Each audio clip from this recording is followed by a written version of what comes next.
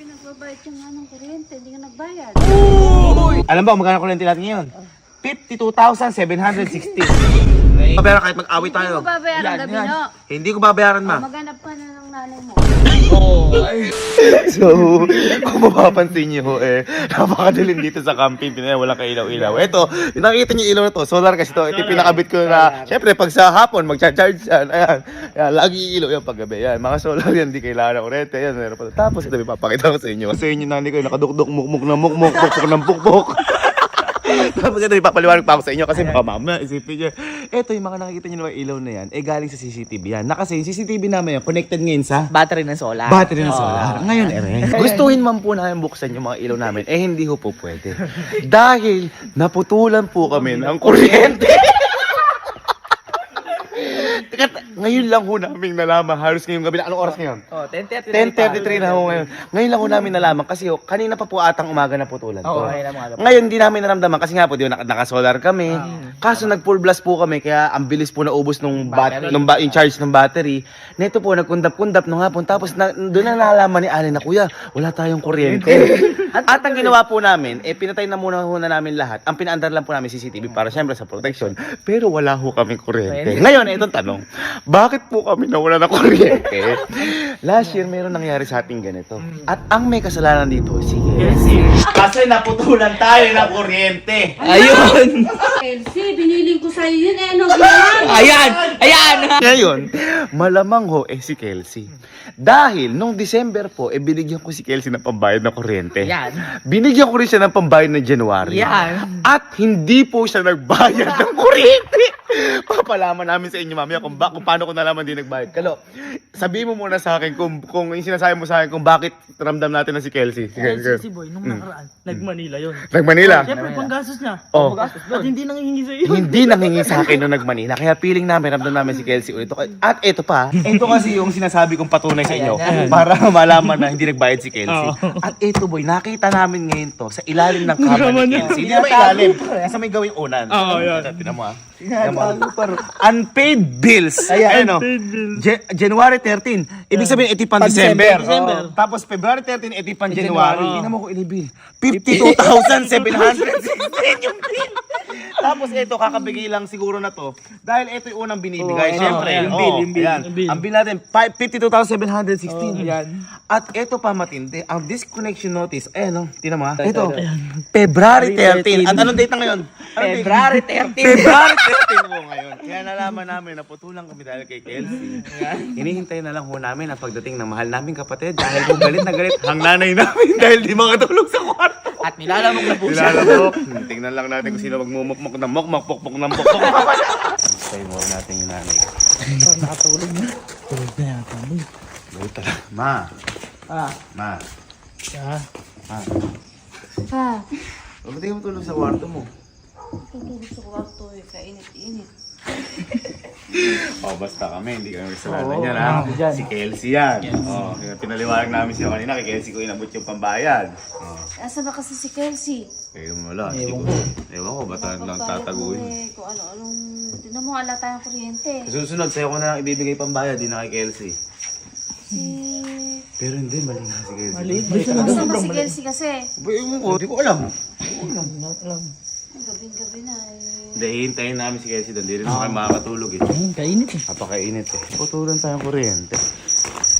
Pero mas mapuputol na yung connection niya bilang anak kay mama. Sabi si Kelsey, hindi siya pabubok sa gate eh. Walang kuryente. Ito pa uwi Oy! Bakit ba kumana na to?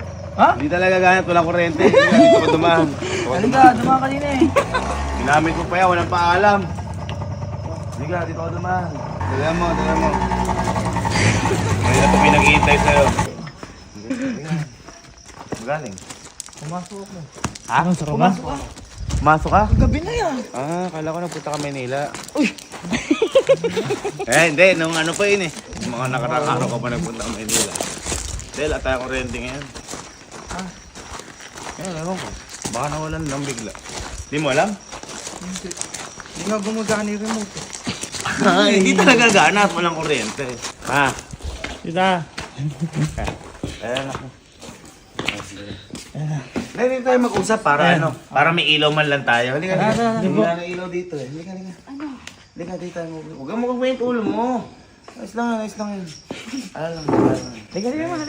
Halika tayo mag-usap. Alam mo bang di ba katulog si mama? Ha? Dahil walang kurente, malamok at saka mainit. Di ba? Bakit na walang kurente? Ano? Dito ka. Walang kuryente, pinagbabayad siya nga ng kuryente, hindi ka nagbayad. Ha? Uy! Bayad na to. Binigyan kita ng pang December pambayad. Ha? January binigyan kita pambayad. Oh. Ba't tayo naputulan ng kurente? Ayan. Bakit naman ako eh? Bakit nakita ko to sa may ilalim ng kama mo? Ano tatago mo? Ano tatago mo? Ito, Kelsey. Halika. Napapakita ko rin sa'yo. Halika. Ayan, no? Tama? Unpaid bills. Ayan. Ang due date, January 13. Due date, alam ba, magkano kurente natin ngayon? 52,716. Naiipon yan. Hindi binayaran, tita. Hindi ka nagbayad, ilang buwan na yun. Hindi, may mga binili lang kasi. Luma na yan. Naalala mo nakaraan. Ginamit ni yung pambayad ng kuryente. Pinanlibre sa kaklase dahil daw nalasing. Nalasing. Hindi niya alam yun. Hindi daw niya alam. Nag-Maynila pa yan, ma. Nag-Maynila pa daw. Si Kalo kalo. Nag-Maynila o hindi? Maynila po yan. Huwag ka Ayan, kita mo, umaasa kami sa solar. Ayan, o. Hindi ka nagbayad. Ang bira namang kahirap-hirap ng walang kuryente. Hindi mo nga di ka makatulog, kainit-init sa loob. Lamok-lamok pa, boy. Hindi nga, malamig. na, kaibigan. Oo, naman. At eto, ngayon lang namin nalaman kasi nawala na pala tayong kuryente kanina maga. Buti may solar tayo kaya napunan tayo pag maghapon. Oo. At ngayon kasi ang due date natin is February 13. Anong araw ngayon? February 13. February 13. February 13. Dalawang buwan di ka nagbayad na naman. Inulit mo na 50,000, naman. Di ka na naman mahigit. nagbayad. Ginagastos mo kung sa walang kawawaan mo, Kelsey. May binili lang kasi ako. Ano na naman binili mo? Ano na binili mo sa bayad ng kuryente? Papakita ko na lang. Uy, papakapakita mo! Kunin mo, kunin mo. Puro ka ganyan. Pakita mo, Unang bilhin. Hindi, Hindi at ka saka, nagbayad ma, ng kuryente. Mayoon, umi-style lang yan para makawala. Oo. Pwede ko ginagamit sa mga masamang bagay yan. Ako yun, kahit kapatid ko yan. Oo. Hindi ko aanuin Hindi yan. to tolerate Pagbayad yan. ng bills yun eh. Kung andito yung tatay natin, baka, Ako, nagwawala na baka parang. nagwala yun. Tsaka, Kapaluin tamo, dahil lahat tayo Hindi, naapektuhan. Huwag mong ganun. Papagalitan mo. Oo naman. Gusto mo? Hirap-hirap matulog. Di ako Saka hindi, makatulog. si Aling nga, nakakalimutan yung mga nakasaksadan, palayasin mo yan. Uy, anong? Palayasin niya. Nasadami naman ako dyan. Pag nalalasing to, nakakalimutan. Ay, ayun na.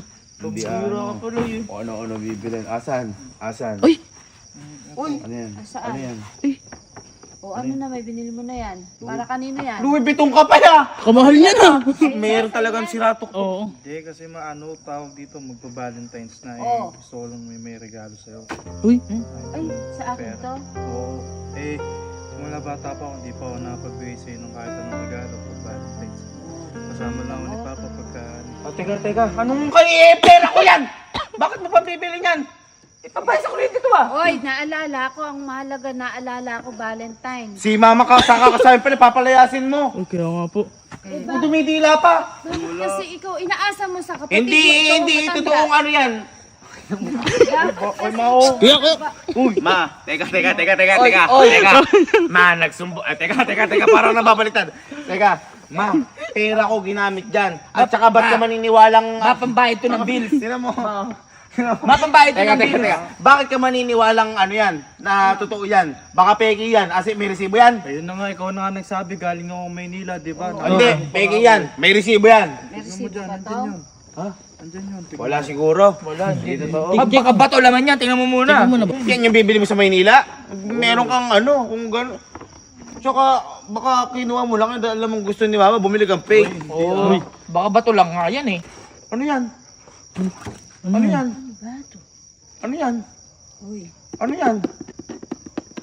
Mahal mo ba ikaw? Huwag kang umano peki yan. Ano yan? Ay, boy. Totoo, oh. Par, totoo may ganito. May ganyan, oh. May ganyan di peke. Cloth bag yan par. May ganyan di peke. Sama na lang. Ano yan? Uy, ang ganda naman. Inventa lang Ay, belt na, oh. Belt. Ay, ang Ben! ganda. Paano nga abos 50 million? Si mama magkano naman. yung bill? Louis Vuitton yan. Uy, LV2. Hindi siguro. Si isa. Becky yan. Hindi aabot si Kwenta Bel. Bebenting kita. Huwag naman, boy. Thank you. Maano thank you, ma. Maano, Ma, wala thank you. tayong kuryente. Mamalamok ko. Mahalaga na alala ko. Ay, oo. Oo nga. Naalala, pera akong gamit. Oh, ano yan? Ayan o, meron pang ano o, katunayan. Ay, oo nga, boy. Par. Ay, Yata yung mga resibo. Oo, ito. Ito yung resibo, Mao. Mga resibo. Teka, ano to? Ano to? Ano to? Perfume. Louis Vuitton din galing. Wow. Hoy, panglalaki to, Kelsey. Panglalaki yan. Hindi kasi baka gusto ni mama nung ganung amoy.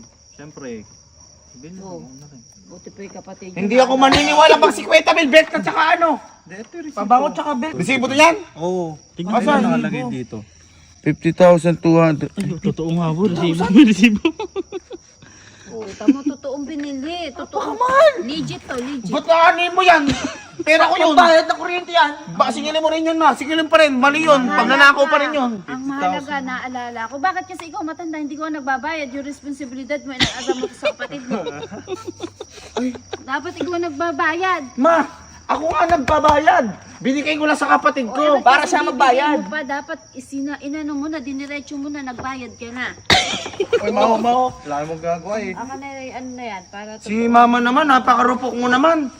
Aking pera yan. Naalala ko ng kapatid mo, ikaw naalala mo ba ako? Ay, hindi. Pagbayarin mo yan. Sa kanyang pagbayarin kuryente na yun. Ikaw magbayad.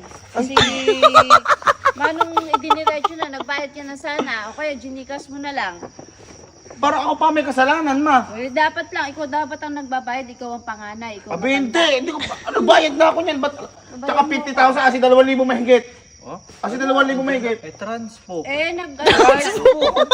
Ang hirap kaya mag-commute. Oo, nagpasahin Ma, ginagago ka lang yan, ma. Ma, Hindi ginagago, ay malinaw. Hindi ko babayaran yan. Paano to? Hindi ko babayaran yan. Paano to? Paano yan? Paano ang bill na yan? Hindi ko babayaran yan. Tutulog na ako, salamat. Ikaw Sino? bahala. Sino magbabayad Ikaw. mo? Ikaw magbabayad. Hindi ko babayaran niya, ma. Kahit anong mangyari. Kahit mag-away na tayo. Ba't ako magbabayad? Nagbayad na ako dyan. Hindi mo babayaran. Hindi. Magbayad na ako dyan eh. Hindi mo babayaran gabi no. Hindi ko babayaran, ma. Maghanap ka na ng nanay mo. Oo, ayun. Ay, mama, wait lang pala. Oh. Pwede bang akin na lang yung Alin? yung perfume kasi para may panggamit din ako. Panglalaki naman din yan. Pwede, oo, sige. Mas gusto ko nga yung belte. Oh, sige, sa'yo na yan. Kaya mo lang inano to. Amin na yan. Bao. Lumubay ka nga. Matutulog na ako. Oh, thank you. Hindi ko babayaran yung ano na yan, kuryente na yan.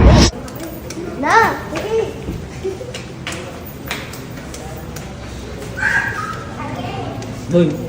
Ay, para sa bahay naman yan. Huwag ka na malamok.